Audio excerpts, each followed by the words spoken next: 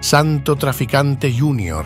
fue un mafioso que disfrutaba del melodioso acordeón italiano y del bailable guaguancó cubano, aunque su verdadera pasión no era la música, sino los juegos de apuestas y las drogas, donde reinaba sin piedad en la costa este de los Estados Unidos.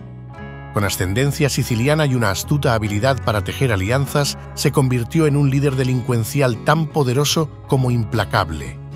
Un líder del continente americano acataba sus directrices. Una revolución comunista fue una piedra en su zapato. Sus colaboraciones con la CIA no fueron más que una dádiva a cambio de ganar valioso tiempo, e incluso la muerte de uno de los hombres más poderosos del planeta pudo ser orquestada por él. Esta es la infame vida de Santo Traficante Jr.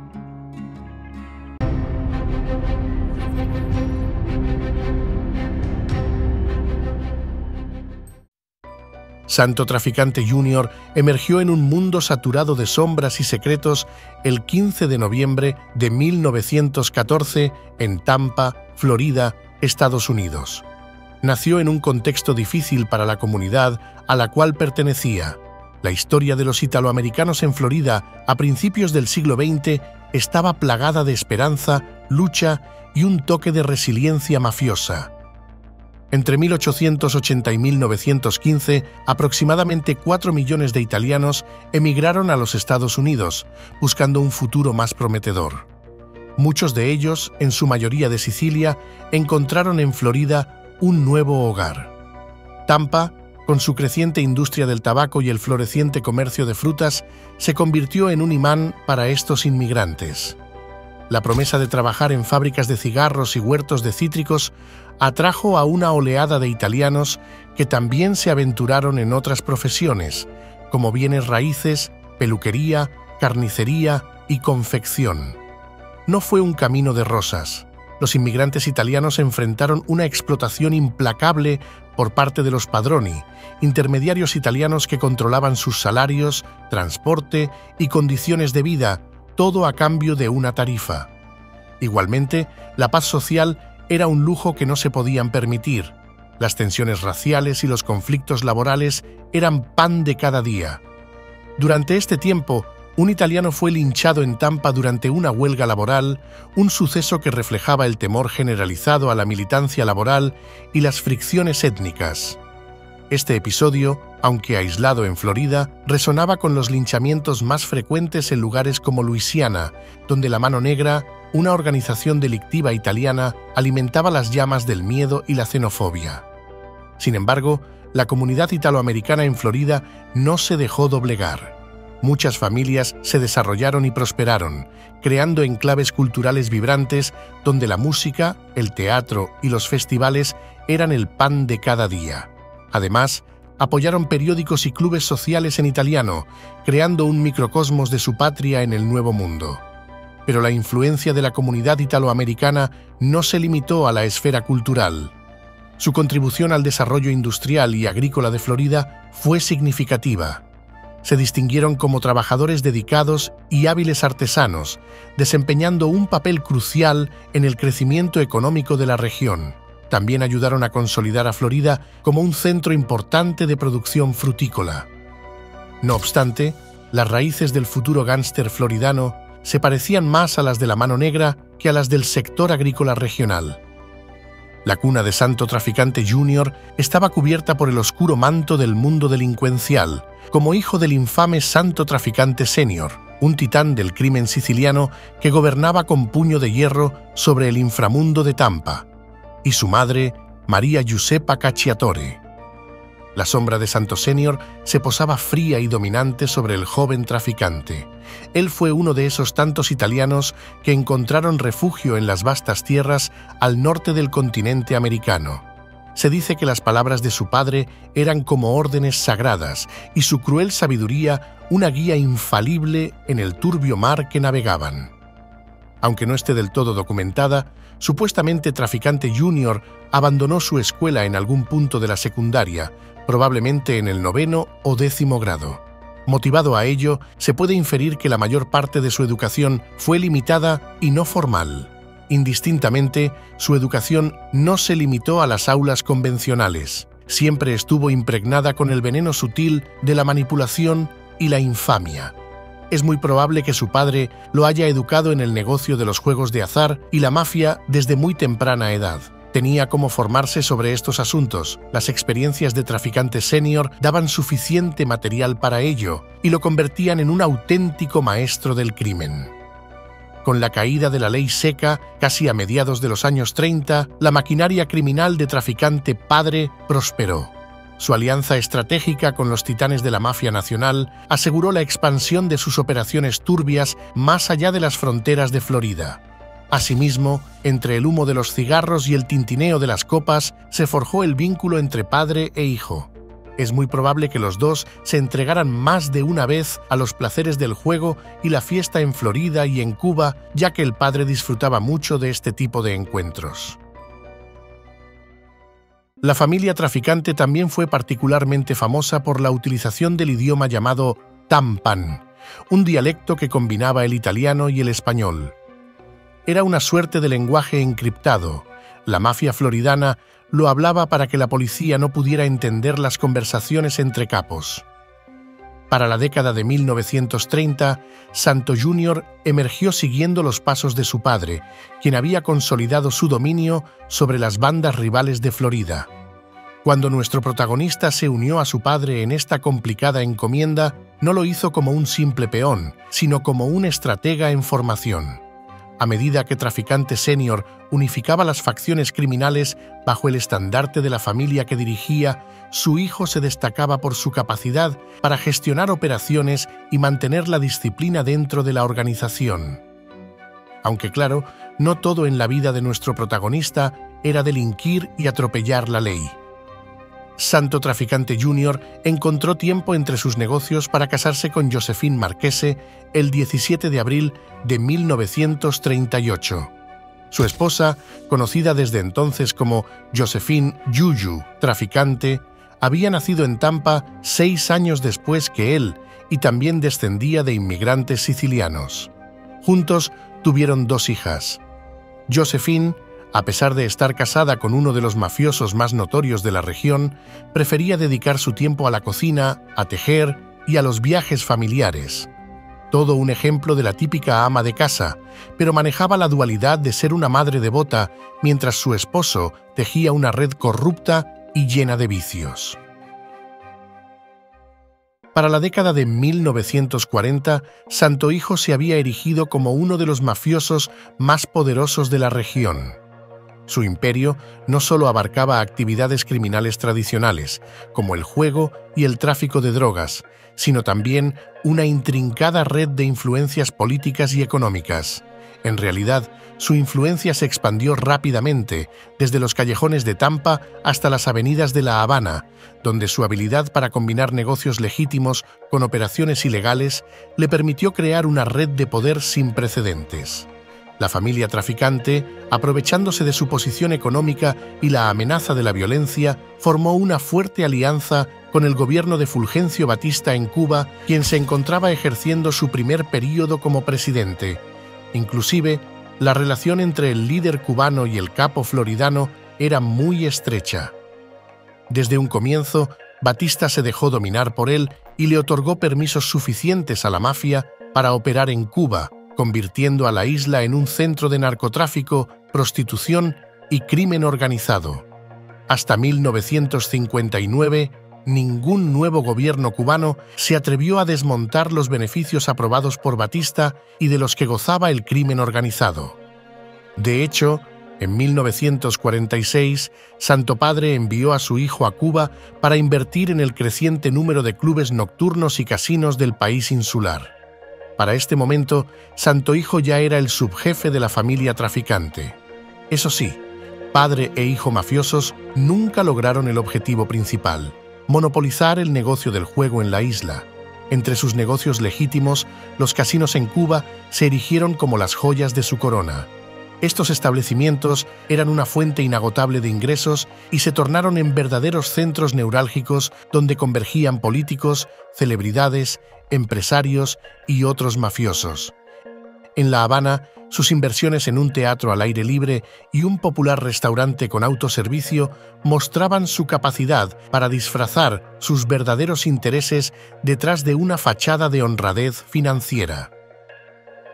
A su vez, en Tampa, diversificó sus negocios con inversiones en el icónico Columbia Restaurant, uno de los restaurantes más antiguos y prestigiosos de la región, y varios otros bares y restaurantes. Además de las ganancias significativas que le reportaban, servían como un nodo en una vasta red de influencias y relaciones que él cultivaba meticulosamente. Aquí, el tintineo de las copas de vino a menudo estaba acompañado de conversaciones de conspiración y traición con elevados montos en dólares. A través de sus casinos y restaurantes estableció contactos con otros criminales, políticos corruptos y empresarios avariciosos. Cada relación forjada era un hilo más en su red de poder.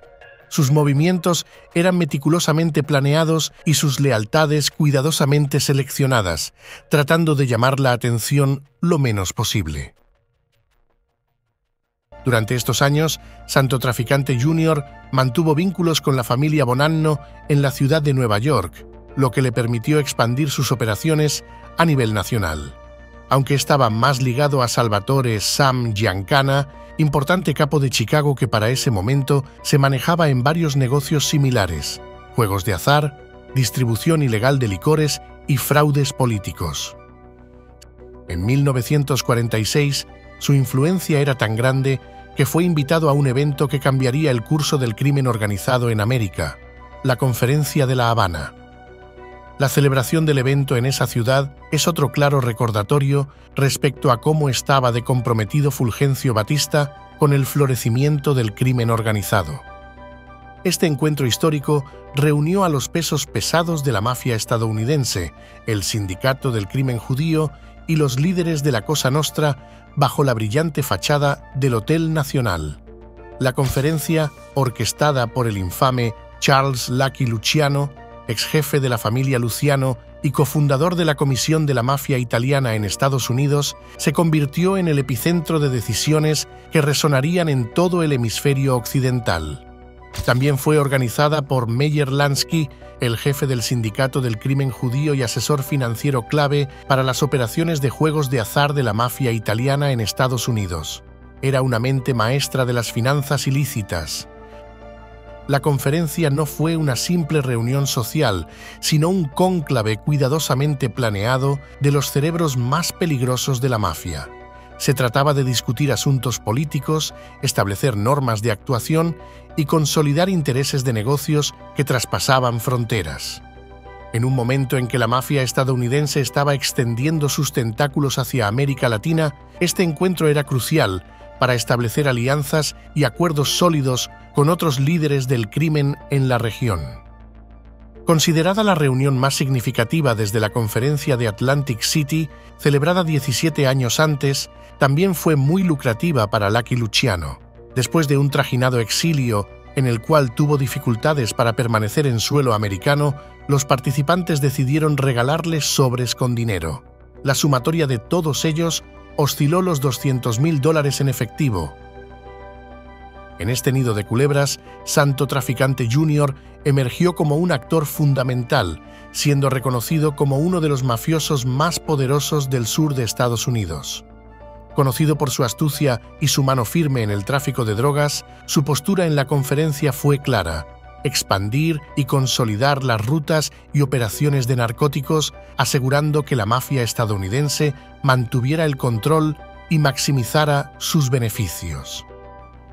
Las repercusiones de la Conferencia de La Habana fueron profundas y duraderas. La consolidación de alianzas y acuerdos entre los líderes del crimen organizado facilitó la expansión de las operaciones de la mafia estadounidense en América Latina. Además, los pactos sellados en las lujosas salas del Hotel Nacional no solo reforzaron el poder de la mafia en la región, sino que también sentaron las bases para una red global de tráfico de drogas que persistiría durante décadas. Para la década siguiente, el cáncer de estómago que venía padeciendo silenció para siempre a uno de los mafiosos más influyentes de su tiempo, Santo Traficante Sr. Su fallecimiento, ocurrido el 11 de abril de 1954 a sus 68 años de edad, dejó un vacío en el corazón del imperio criminal que había forjado con inteligencia y crueldad. El padre de nuestro protagonista fue enterrado en el cementerio de la Unión Italiana, en Ybor City, Tampa, Florida. Este es un lugar que reflejaba sus raíces italianas y la influencia que había ejercido sobre la comunidad italoamericana. Con la muerte de su padre, se encontró al mando de un vasto imperio criminal. Había aprendido de los mejores y estaba preparado para continuar el legado familiar. Había llegado la hora del ascenso. Santo Traficante Jr. pasó de ser subjefe a jefe de la infame familia traficante. La transición de poder no fue sencilla, pero Santo Hijo estaba listo para enfrentarse a los desafíos que se avecinaban. Heredó no solo los negocios, sino también las alianzas estratégicas, los enemigos y la formación recibida de su padre. Más allá de este inconveniente familiar, Traficante Jr. continuó en la consolidación de su poder en Florida, pero también tejió una intrincada red de tráfico de narcóticos que se extendía hasta la ciudad de Nueva York. En colaboración con Tommy Lucchese, el bárbaro jefe de la familia criminal Lucchese, una de las 5 más poderosas de esa ciudad, Traficante Hijo manejó una operación de narcóticos que se movía como una máquina bien aceitada. Su relación con Lucchese no era solo una alianza estratégica, se remontaba a la década anterior, cuando el joven traficante fue moldeado en las artes oscuras de la mafia bajo la tutela de su padre y tuvo la oportunidad de conocerlo. Las reuniones entre ambos no eran transacciones frías, tensas ni calculadas.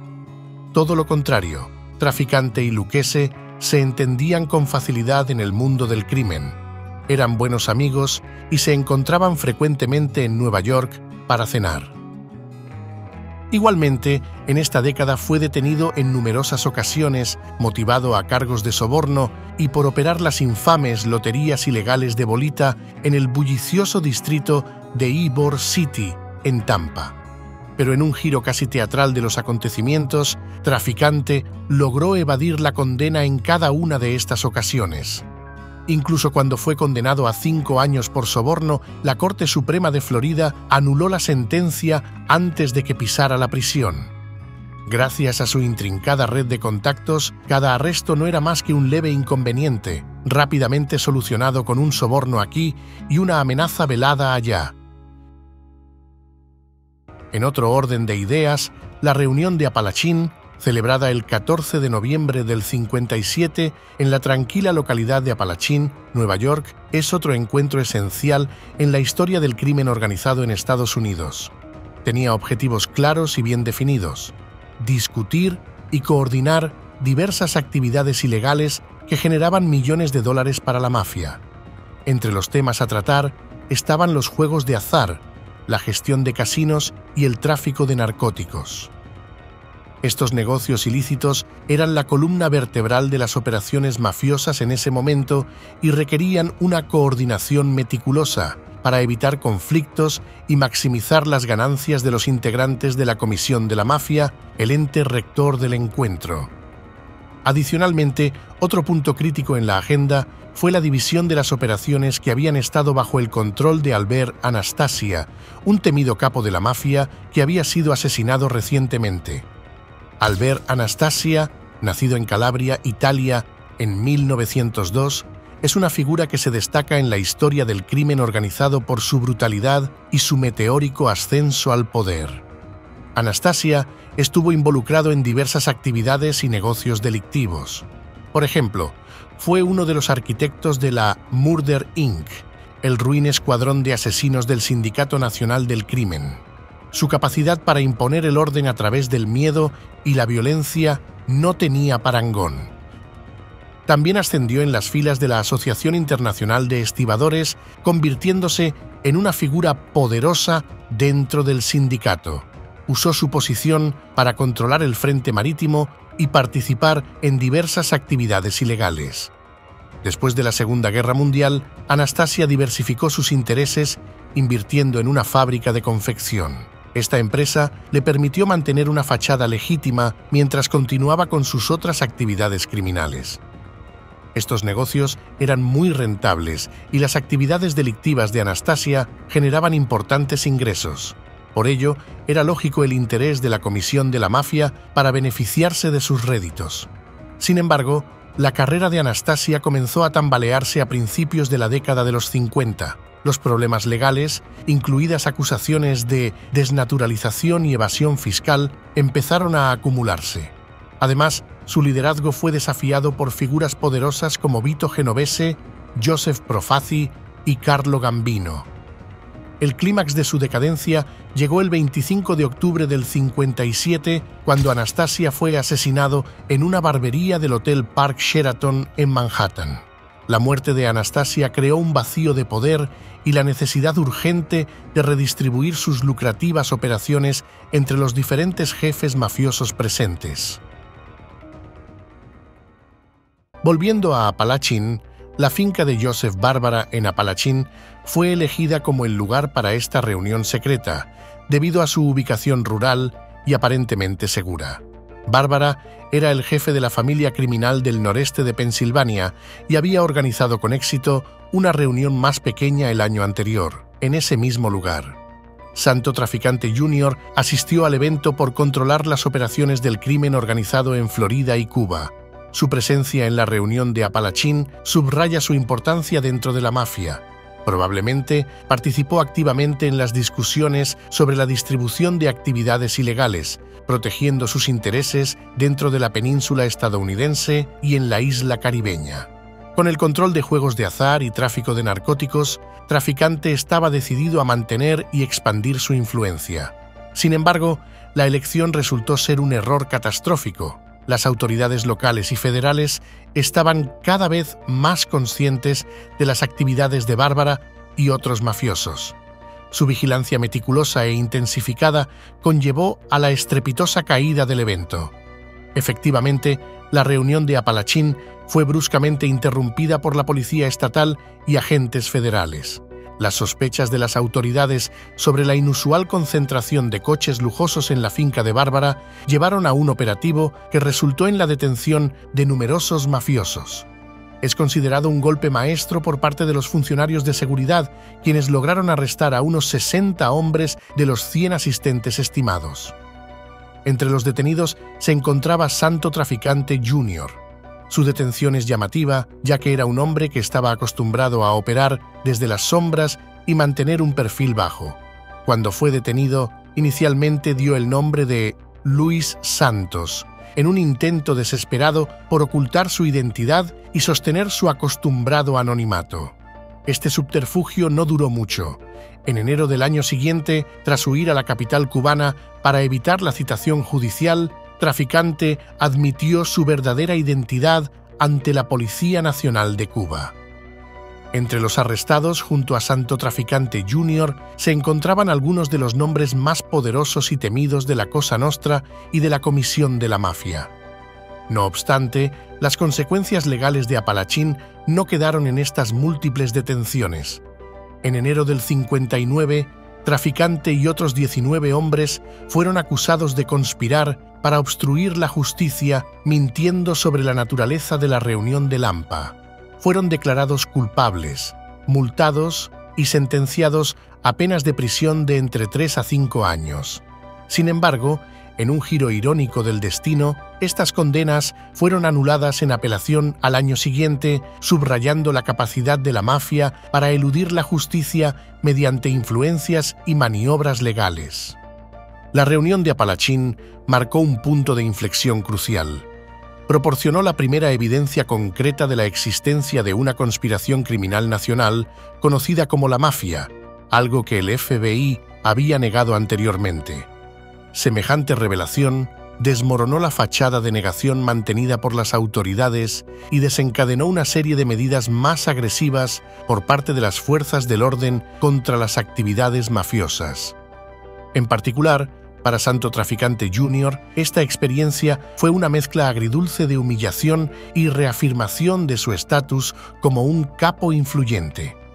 Estos fueron los eventos que sacudieron a Santo Traficante Jr. en territorio norteamericano. Ahora cabe precisar lo que venía sucediendo desde hace años en tierras insulares caribeñas y que nuevamente lo implicaban. Los últimos años del gobierno de Fulgencio Batista fueron un auténtico torbellino de desafíos económicos, represión brutal y su caída definitiva del poder. Ante los atropellos, la oposición al régimen no se quedó de brazos cruzados. El movimiento 26 de julio, liderado por un joven revolucionario llamado Fidel Castro, emergió como una fuerza significativa.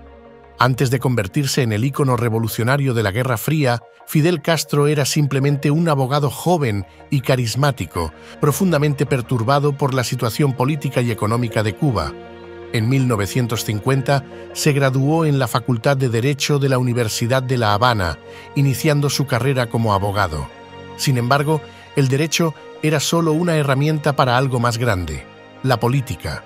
Se unió al reformista Partido Popular Cubano y rápidamente se posicionó como candidato a un escaño en la Cámara de Representantes para las elecciones previstas en junio del 52.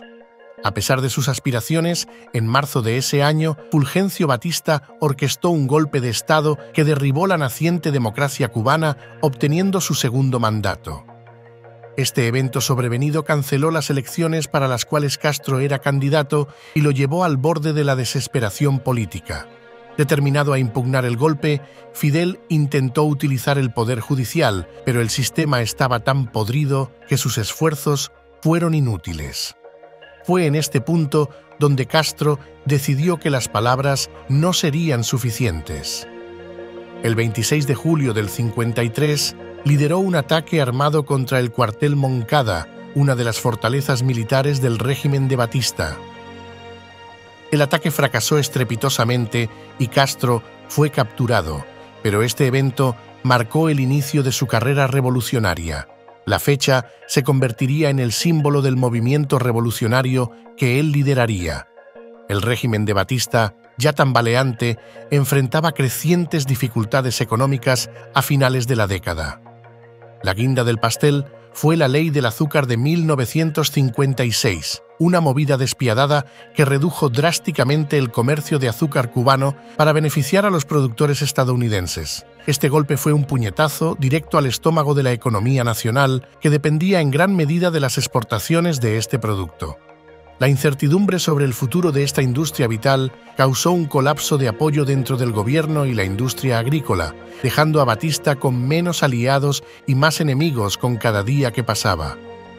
Los militantes anti-Batista organizaron una campaña de acoso y sabotaje que mantuvo al régimen constantemente en jaque. En las provincias, la resistencia se hacía sentir con ataques sorpresivos y una determinación feroz para derrocar al presidente. Batista, en su desesperación por aferrarse al poder, respondió con una represión brutal.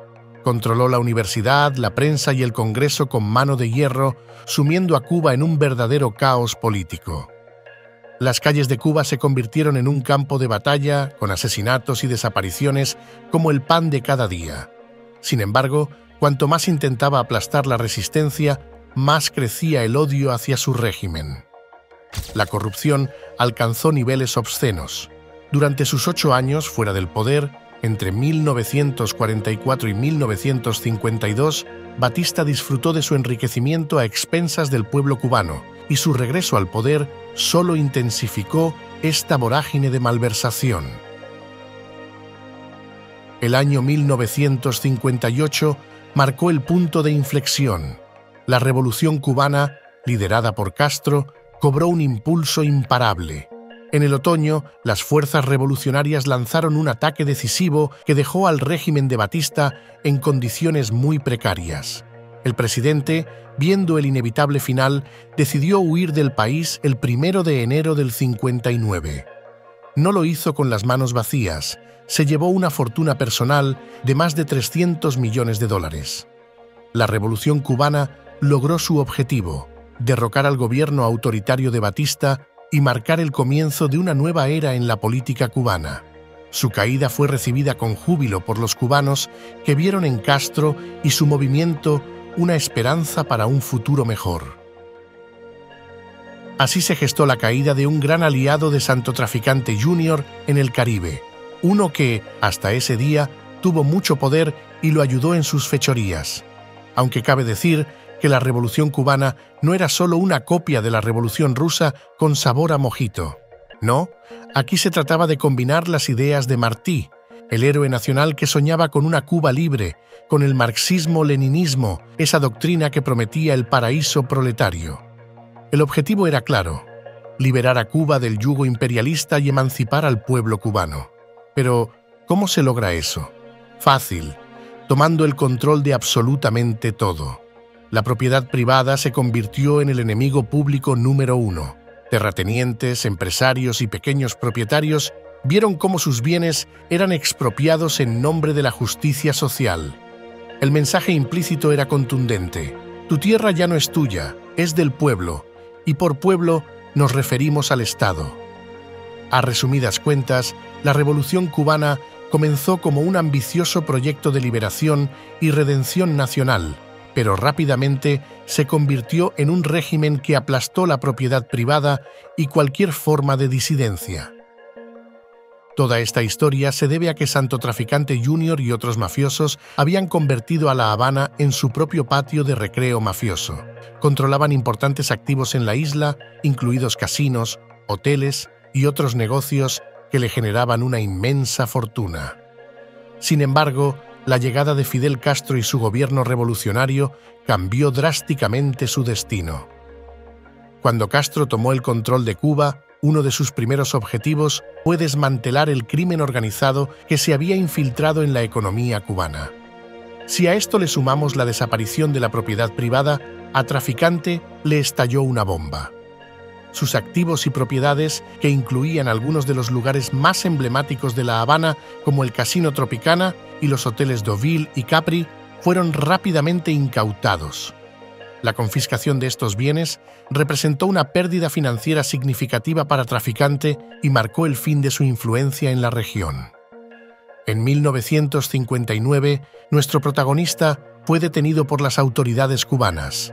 Sin embargo, fue expulsado del país bajo la figura de persona indeseada mientras veía cómo sus propiedades pasaban a manos del Estado.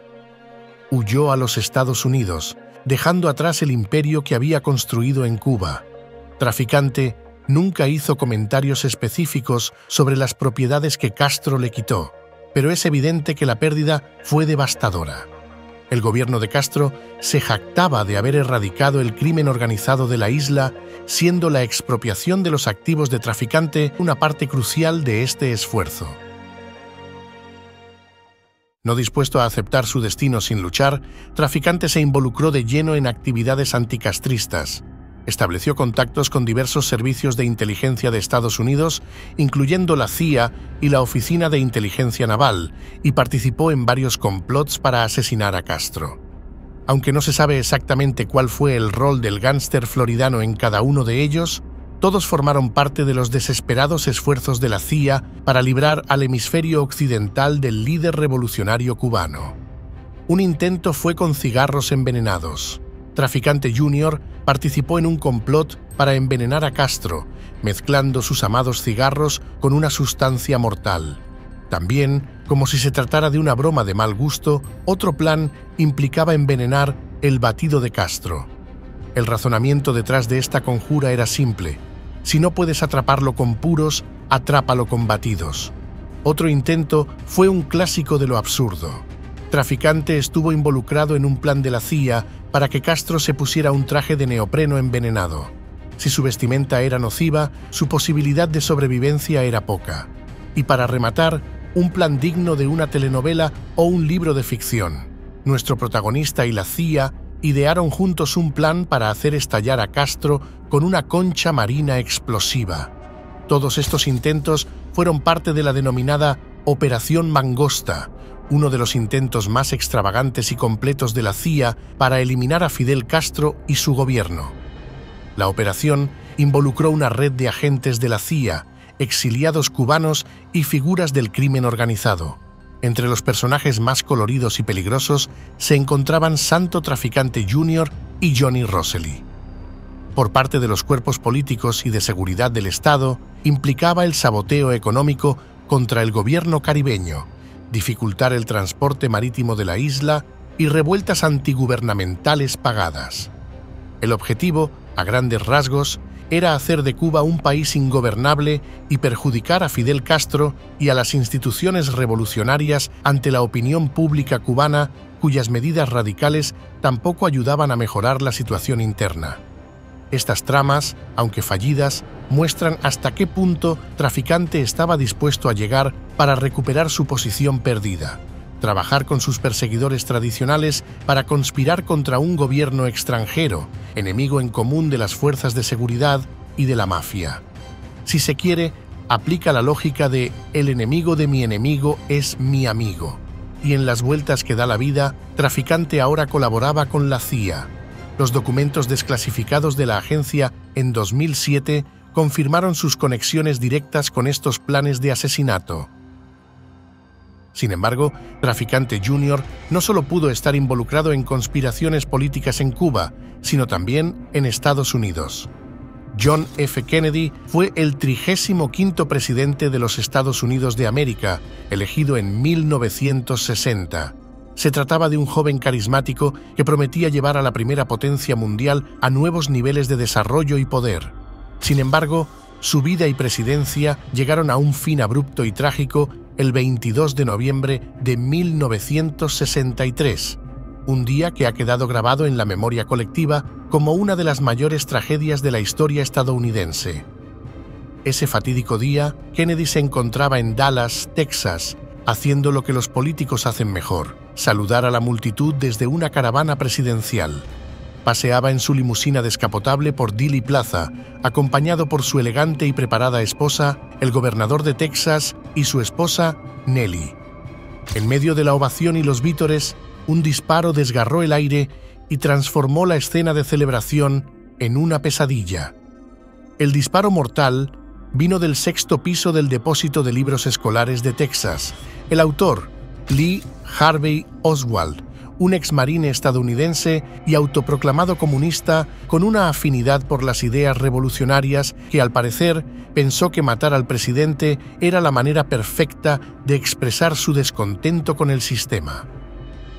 Si bien se conoce quién fue el asesino de Kennedy, en 1976, el informante del FBI, José Alemán, dijo que en septiembre del 62, Santo Traficante Jr. le había ofrecido un préstamo millonario para renovar su hotel.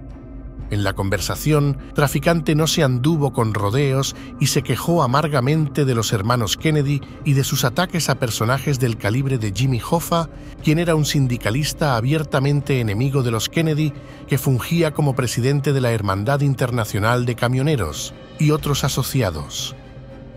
Alemán, ingenuo o quizá cínico, le comentó a Traficante que el presidente Kennedy probablemente sería reelegido. La respuesta de Traficante fue escalofriante y premonitoria. Sus palabras fueron: «No, José, lo van a golpear». Alemán afirmó haber informado de estos inquietantes comentarios a sus contactos del FBI, pero las autoridades desestimaron las advertencias como simples fanfarronadas de la mafia. Sin embargo, este detalle se tornaría más siniestro años después. En 1978, Traficante Jr. y Alemán fueron llamados a testificar ante el Comité Selecto de Asesinatos de la Cámara de Representantes de los Estados Unidos. El comité investigaba posibles vínculos entre el asesino de Kennedy y los cubanos anticastristas, incluyendo la teoría de que Castro había ordenado matar a Kennedy en represalia por los intentos de la CIA de acabar con su vida. Alemán reiteró que Traficante se había quejado durante horas en una reunión en junio o julio del 63 sobre la represión de Kennedy contra el crimen organizado. Traficante había usado la frase «lo van a golpear», lo cual Alemán inicialmente interpretó como una predicción del asesinato de Kennedy. Sin embargo, esta frase podía ser interpretada de dos formas diferentes. La que él defendía sugería que iba a ser asesinado, como de hecho sucedió, pero la segunda lo dejaba exculpado. Sabiendo que hablaban de su posible reelección, podía insinuar que Kennedy sería golpeado políticamente, es decir, derrotado en las urnas de votación. De todas formas, al día siguiente, Traficante testificó negando rotundamente haber dicho aquellas palabras. Empezando 1992, el ex abogado de Traficante, Frank Ragano, hizo una revelación aún más explosiva. Afirmó haber transmitido una solicitud de Jimmy Hoffa para Traficante y el jefe mafioso de Nueva Orleans, Carlos Marcello, para que mataran a Kennedy. Ragano también aseguró que Traficante, en su lecho de muerte, confesó que el plan original de Marcello era asesinar a Robert Francis Kennedy, el hermano del presidente, quien también tuvo que ver con la persecución a la mafia desde el Congreso de los Estados Unidos. Según él, 3 testigos podrían respaldar esta declaración, aunque se negó a nombrarlos públicamente por miedo a represalias. Nunca se pudo confirmar si Traficante Jr. en verdad estuvo implicado en el magnicidio. Después de estos accidentados años, los próximos no fueron más tranquilos para el gángster floridano. En realidad, en 1968, Traficante Jr. se involucra con Vietnam, no como turista, sino enredado en el oscuro programa Phoenix de la CIA.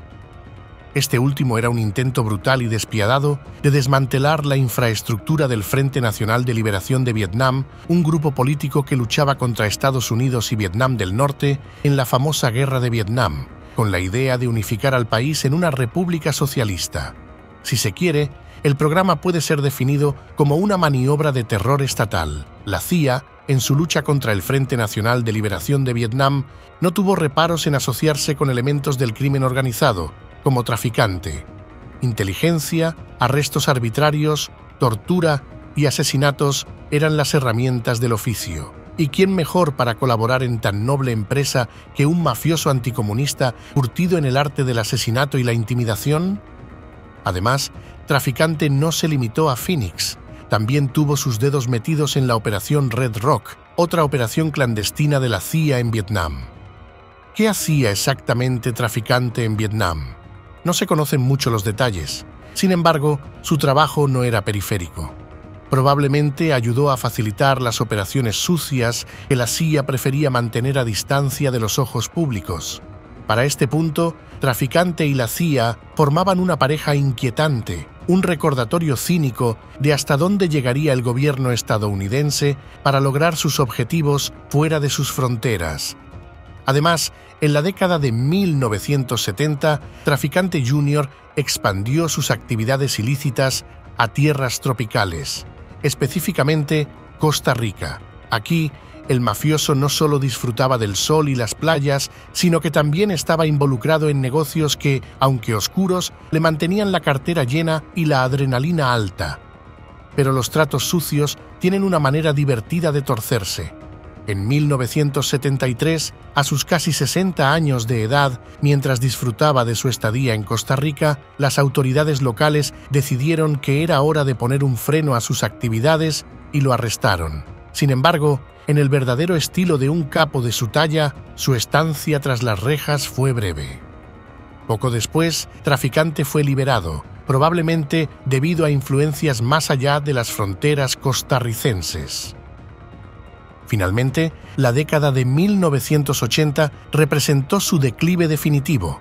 Santo Traficante Jr., un infame veterano del crimen organizado que había formado parte de tantos escándalos nacionales e internacionales, comenzó a ver deteriorada su salud. Los problemas cardíacos fueron el principal golpe para Traficante. Ataques cardíacos y cirugías de bypass se convirtieron en parte de su rutina médica. Su cuadro general era delicado. También se sospecha que, a la par, pudo ser víctima de una enfermedad pulmonar obstructiva crónica o de un cáncer de pulmón, pero son puras especulaciones.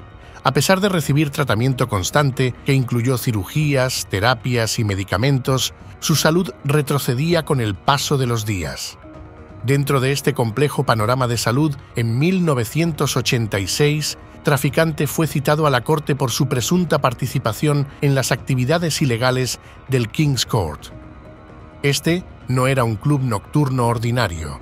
Establecido por miembros de la familia Bonanno de Nueva York, el lugar era un hervidero de actividades ilegales, donde el juego de cartas y el consumo de alcohol sin licencia eran el pan de cada día. La discoteca eventualmente fue infiltrada y funcionó como una trampa bien diseñada por el FBI, con el propósito de infiltrarse en la organización de traficante y recopilar pruebas contra él. Cuando llegó el momento de enfrentarse a la justicia, un cansado y envejecido traficante junior negó rotundamente cualquier participación en la explotación de King's Court.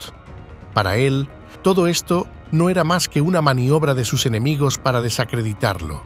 Pero la realidad era más cruda. Varios testigos y documentos confirmaron su presencia y su involucramiento en las operaciones del club. A pesar de todas las pruebas y los testimonios en su contra, Traficante no fue condenado. Una vez más, la justicia parecía resbalarse entre los dedos de la ley. Eran los últimos tropiezos de un delincuente antes de su duro final. El 15 de marzo de 1987, pocos meses después de ese incidente, se sometió a una operación cardíaca en el Texas Heart Institute, en la ciudad de Houston, Texas. La intervención, lejos de mejorar su estado de salud, terminó empeorándolo. Tan solo 2 días después, falleció a sus 72 años de edad. Tras su muerte, Vincent Loscalzo asumió la jefatura de la familia criminal Traficante. Se trata de un mafioso siciliano, nacido a finales de la década de los 30, quien para el momento del fallecimiento contaba con múltiples propiedades en Tampa. Su esposa, Josephine, falleció a los 95 años de edad, 28 años luego. A mediados de la década del 2010, la mayoría de las propiedades de los Traficante fueron subastadas en San Petersburgo, Florida. Si te ha gustado la intrincada vida de Santo Traficante Jr., entonces no deberías dejar de ver la historia de Albert Anastasia, el gran verdugo de la Cosa Nostra. El video lo tienes justo ahora en pantalla.